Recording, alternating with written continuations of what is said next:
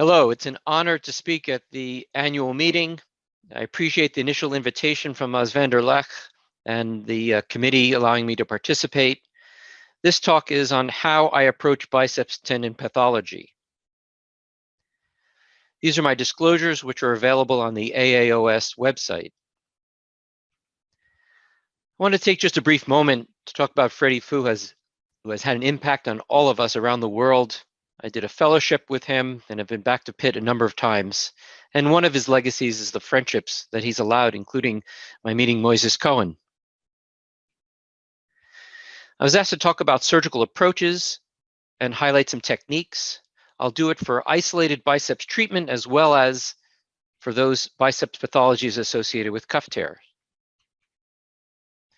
So these are the biceps treatment options that I'll review in the talk today. Some factors that I consider when discussing this with a patient are a combination of what my preferences are, particularly age and the level of activity, as well as other aspects, but also have to take into account the patient's preferences. As far as open subpectoral biceps tenodesis, this is not something I use very often. I see plenty of patients referred to me. These are just some examples of patients with failed subpec surgery, including here, and fortunately, I've not seen this type of a fracture. Another option which I do use is a tenotomy.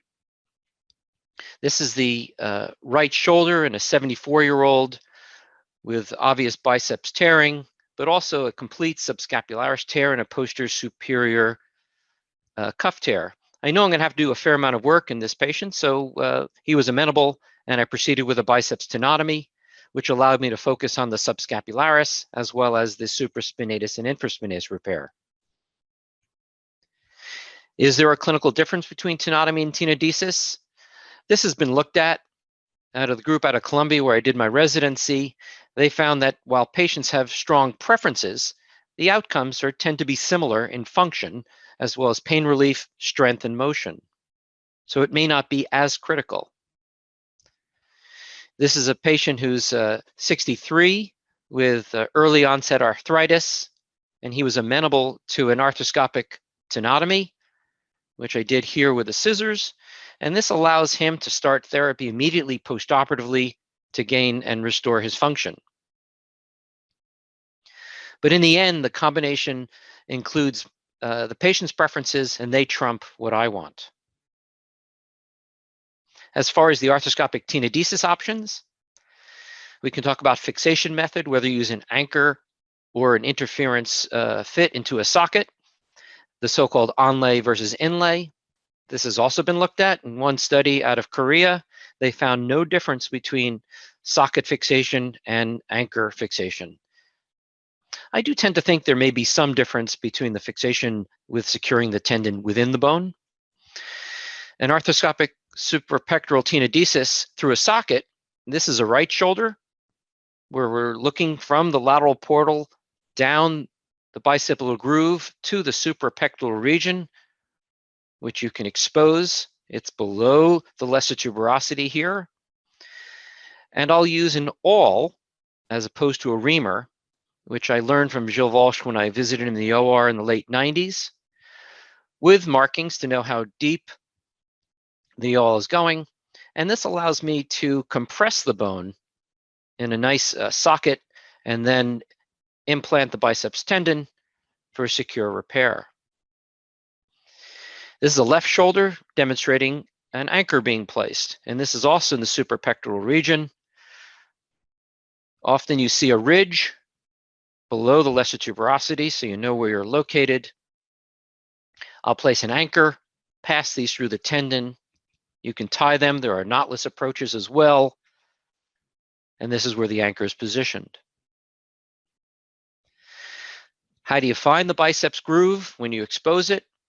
There are some steps. I like using a direct bicipital portal, which I've been using for a couple decades. And that's about 5 to 7 millimeters inferior to the anterolateral corner of the acromion, as you can see here. And this is a spinal needle showing that from an old slide from 2005. I start off by placing spinal needles from the subacromial space into the joint as I'm viewing it. It can be one, or in this case, 2 spinal needles. And then you look for them sort of goalposts in the subacromial space. Here, another case, you can see the spinal needles coming through the skin. You identify them in the subacromial space. Look further distal. This is the spinal needle that I'm going to use to identify where I'm going to place my direct bicipital portal. Then you can either expose the biceps groove with a scalpel or cautery or a wand to retract it out of the way. And it always tends to be a lot more vertical than you would think when you're looking for the groove. And you can palpate it with a probe before you expose it. Does it really matter where you place the tenodesis? Again, I do think there are some differences. However, you can't argue with the brass study, Steve Burkhardt and all his fellows, over 1,000 cases, which they've had over 90% good or excellent outcomes. So there are times where I will place fixation proximally. This is a massive right posterior superior tear with biceps pathology. I'm placing the anchor just lateral to articular margin at the biceps groove. I'll pass sutures around and through the biceps and tie them to encircle the anterior half, the posterior half, and then the entire biceps, and then proceed with, in this case, a double row repair. However, more recently, I favor incorporating the biceps into the repair, which I picked up from Butch Krishnan a number of years ago. This is a right shoulder where I'm not able to fully reduce the posterior superior tear, so the biceps will be exposed.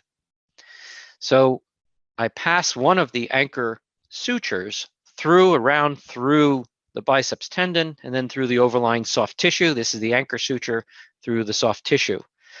I'll remove the intra-articular portion of the biceps, continue on with passing my sutures through the cuff. This is the suture through the biceps, then through the overlying cuff tissue. There's the bicep stump.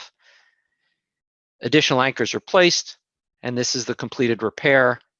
And here is that suture that incorporates the biceps.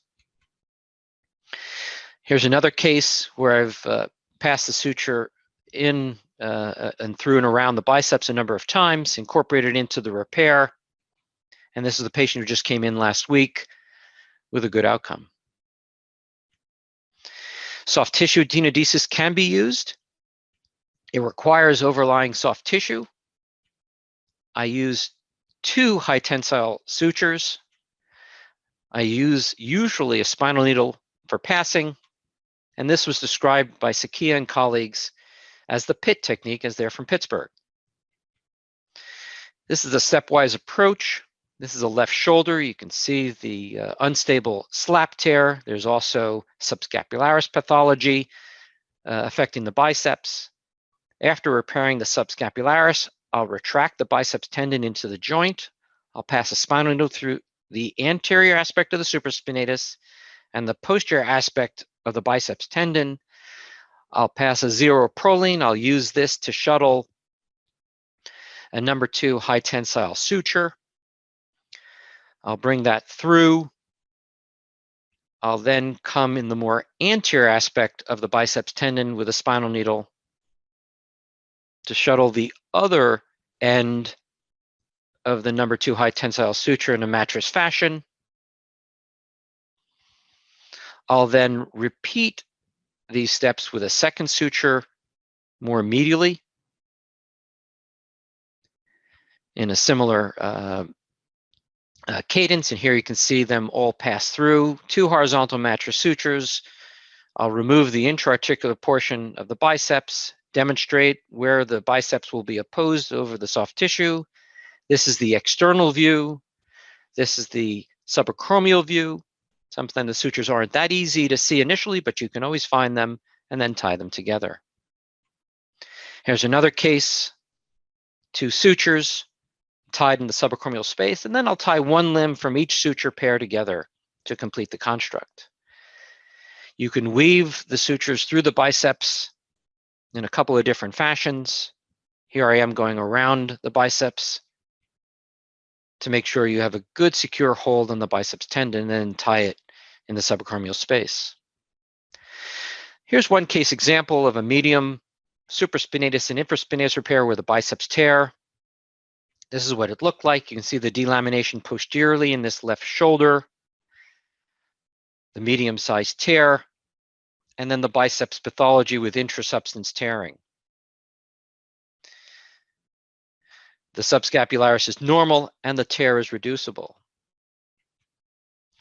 So I elected to do an arthroscopic tenodesis in the groove. I've prepared down into the groove, placed my anchor in the mid portion of the groove.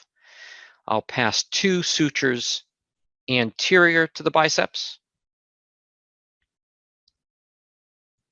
I'll then pass 2 sutures through the biceps after I retract it about 1 centimeter proximally. I'll again shuttle these through. And then I'll have the sutures, I'll tie them to encircle both halves of the biceps, and then the 3rd suture will encircle the entire biceps tendon. Do a tenotomy with a centimeter stump, remove the intra-articular portion, and there's a nice secure tenodesis. I'll then go on to repair the rotator cuff tear. I elected to do a double row repair with a single medial anchor, a single lateral anchor. And here you can see the final construct. There in the circle is the biceps tenodesis sutures. And when we look inside the joint, you can see a good restoration of the footprint. Here's the tenodesis anchor and the outcome at 15 weeks and at 28 weeks. In rare circumstances, you can preserve the biceps. This is a patient that had elsewhere a right open biceps tenodesis. He wasn't satisfied with it. I now indicate him for a left cuff repair with the possibility of biceps surgery. Here's his tear with the biceps fully exposed. However, I was able to reduce the soft tissue over the biceps and fully reduce the cuff tear. So I placed 2 monofilament sutures, which I'll use to shuttle repair sutures. I proceeded with my steps for the double row repair. And here's the completed repair. And these are Ethibond sutures that I use to close the soft tissue, cover the roof of the biceps, and preserve it. I will note that when I do this type of double row repair, if the anchor does not allow for internally locking, I'll tie alternating half hitches to complete the construct. Again, this was the right shoulder preoperatively, which he wasn't happy with, the left shoulder postoperatively, and his outcome at 4.5 months. So how do I decide on what biceps treatment?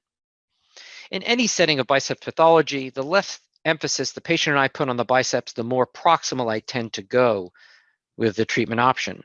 And the most proximal is a biceps tenotomy. In the setting of an isolated biceps tear, the more emphasis the patient and I put on the biceps, the more distal I tend to go with an arthroscopic treatment option.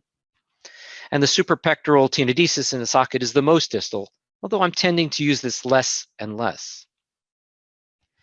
When there is a cuff tear in the biceps, the more emphasis we put on what we need to do with the biceps. I'll devote a separate implant to the biceps treatment option.